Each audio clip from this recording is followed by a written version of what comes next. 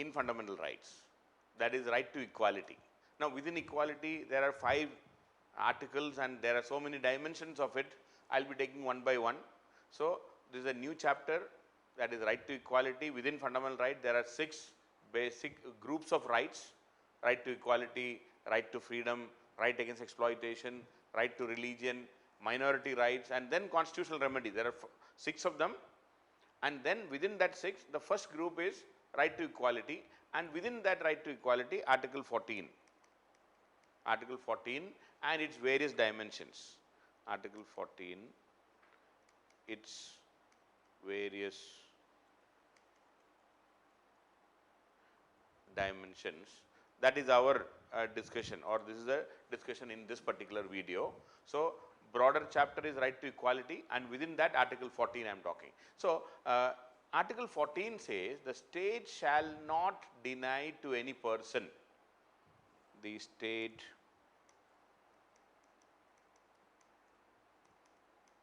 shall not deny to any person what? Any person equality before the law. Equality before the law, or the equal protection of the laws,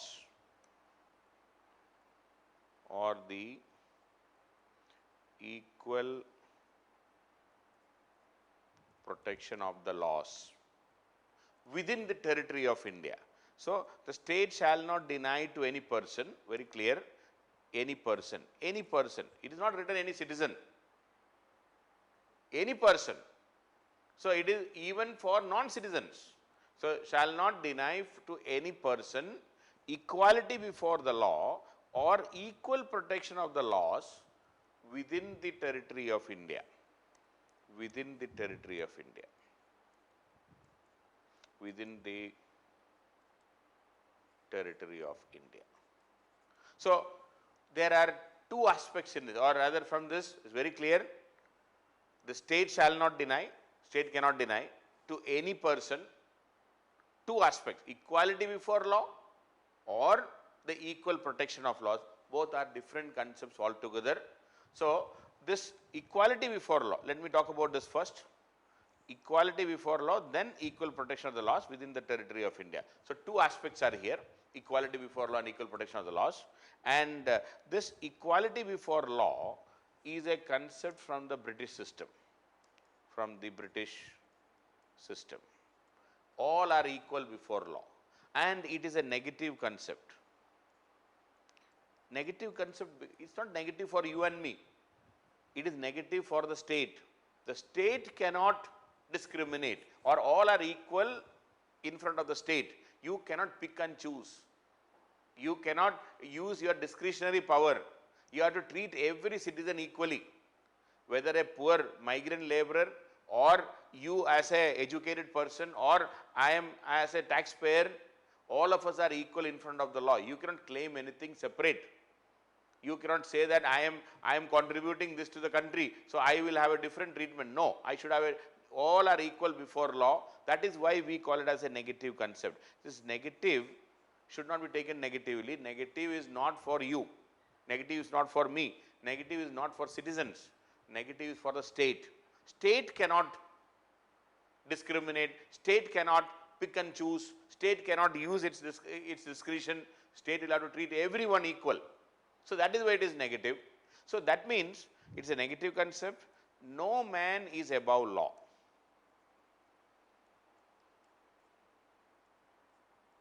No man is above law. And every person, whatever be his social status, he is subject to the jurisdiction of the court. Whatever be his social status, he is subject to the jurisdiction of the courts. That person is subject to the jurisdiction of the courts. You are answerable to the court, subject to jurisdiction of the court. But there are certain exceptions. There is no doubt. Equality before law, it is not absolute. There are exceptions. It is not absolute. There are exceptions. See, we will come to that separately. Exceptions to Article 14 I will talk separately in another video. So, there are exceptions to that. So, in this equality before law, no man is above law. Whatever be his social status, he is subject to the jurisdiction of the ordinary court.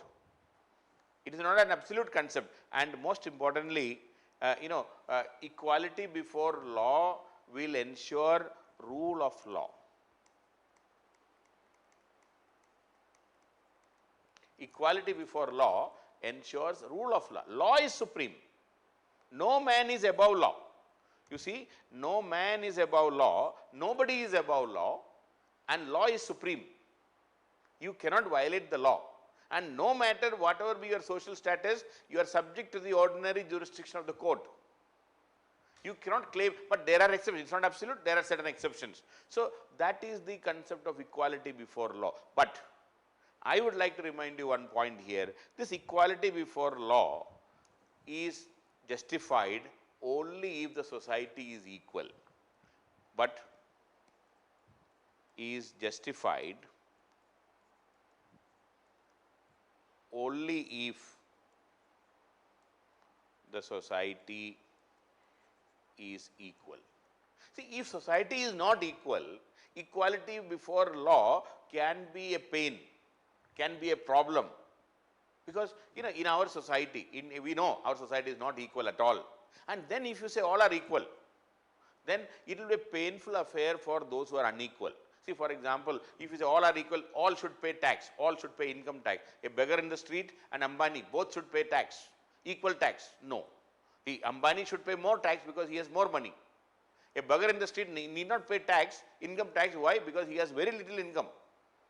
So, equality before law. I am just giving you a clue here, a comment here. Equality before law is justified only if the society is equal. In Britain, equality before law, they talked about that. Why? Because the society is by and large equal. But you take the case of US, the problems of the African Americans, the blacks, it's a big problem. You cannot implement equality before law there. The blacks are not equal, the African Americans are not equal. And if you apply the same law, you see the kind of racial discrimination, the killing. You might have heard about that George Floyd case, where he was killed by a policeman by kneeling on his neck, and he got choked and died. A white policeman killing an African American or a black person for no reason. How can you say equality before law? And there is a disproportionately large number of African Americans in jail in US. So, things are very bad in US. So, equality before law cannot be applied there. Equality before law, if it is there, then we should presume that all are equal. Then only equality before law will be doing justice to everyone. So, that is the first part. It's a negative kind. Then the second part is equal protection of laws. The second part is equal protection of laws. See, equal protection of laws is from the US concept. It's a US concept. It is from USA. It is not from Britain. It is from US. It is a positive concept. Equality before law is a negative concept. Equal protection of laws is a positive concept. It means only those persons in similar conditions shall be treated equally. Only those in similar conditions to be treated alike. Meaning, if all those persons who are in similar condition, only likes should be treated equally. Unequal should not be treated equally. Unequals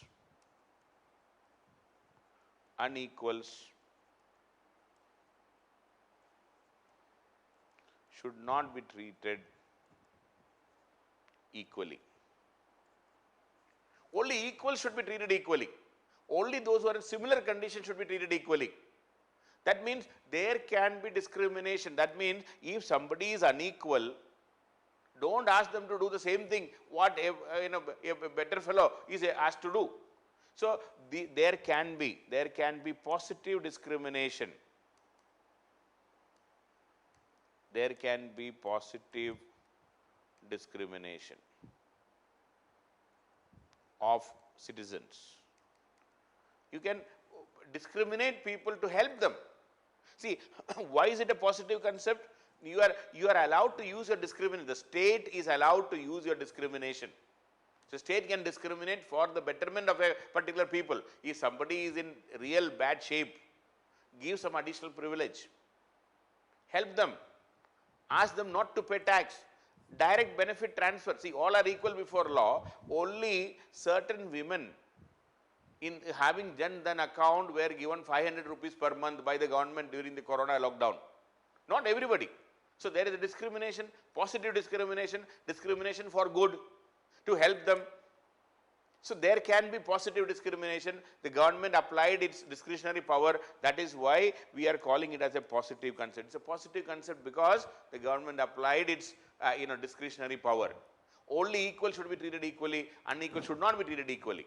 And since this helps in the welfare, so it helps, this equal protection of laws help in the welfare aspect of the state.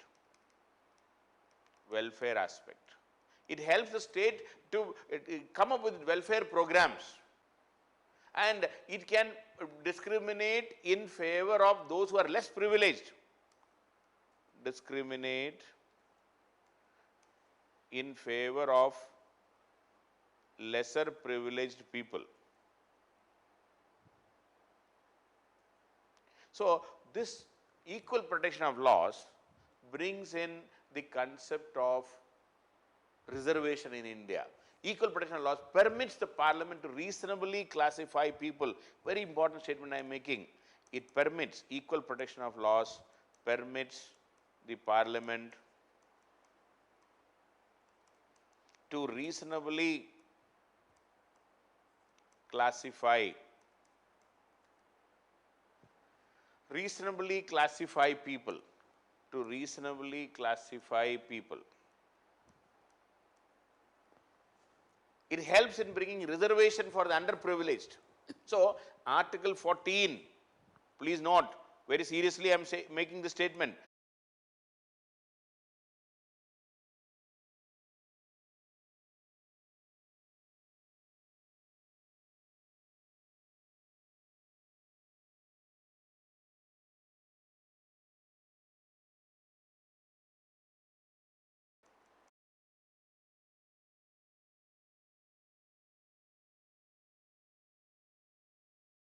Equal protection of laws concept permit reservation, or rather it allows reservation. What is the constitutional basis of reservation? Permits reservation for scheduled caste, scheduled tribe, OBC. Reservation for SC, ST, OBC community in our country. And please understand, if you are asked what is the constitutional basis of reservation in India, Article 14. Article 14 is the constitutional basis. Constitutional basis of reservation in India. Article 14 permits the parliament to reasonably classify people, but this classification should be reasonable. Whether it is reasonable or not, Supreme Court will decide. So when the parliament classify, and if it is not reasonable, Supreme Court can strike it down.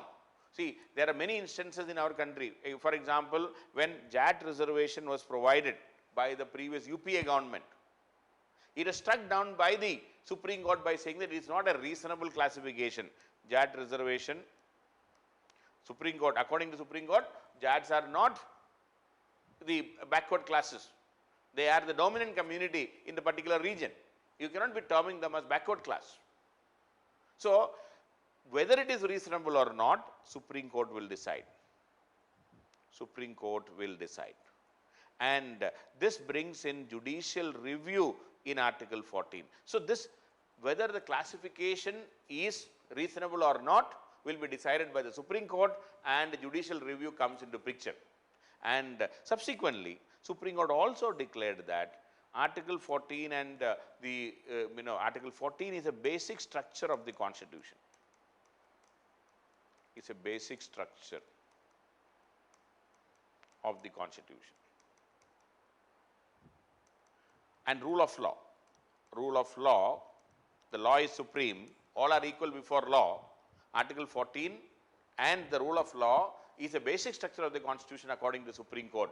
And that means it cannot be destroyed even by a constitutional amendment. Even a constitutional amendment should not destroy the basic feature, that is Article 14, all are equal before law. And as I told earlier also, this word any person in Article 14 denotes that this guarantee of equal protection available to any person, or rather equality before law, the guarantee of equality before law is available to any person, even non-citizen, an association, a company, all are available, all can avail Article 14. Article 14 is available for even non-citizens of the country. It is available for associations, companies, bodies of individuals, all can avail Article 14, all are equal before law. So, Article 14, it is not an absolute right, but there are exceptions. I will come to that exception separately. Article 14 has two components, and Article 14, once again if you look at the Article 14, it says the state shall not deny to any person equality before law or equal protection of laws within the territory of India. So, there are two concepts. A British concept is a negative concept, the state cannot discriminate anybody, all are equal before law, and rule of law, and nobody is above law. No matter whatever be your contribution to the state, you will not get any privilege.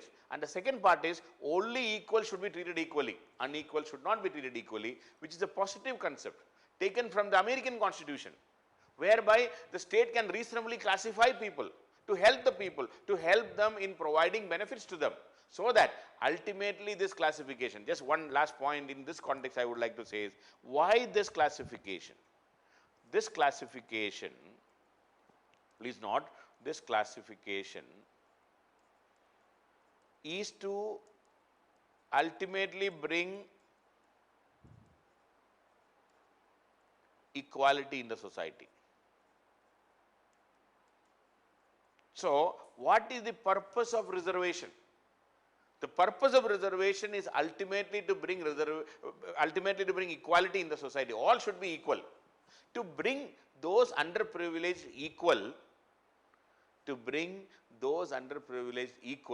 we are providing reservations. So that is the reason why reservations are emerging from Article 14, equality before law. All are equal before law. Some of them are not equal.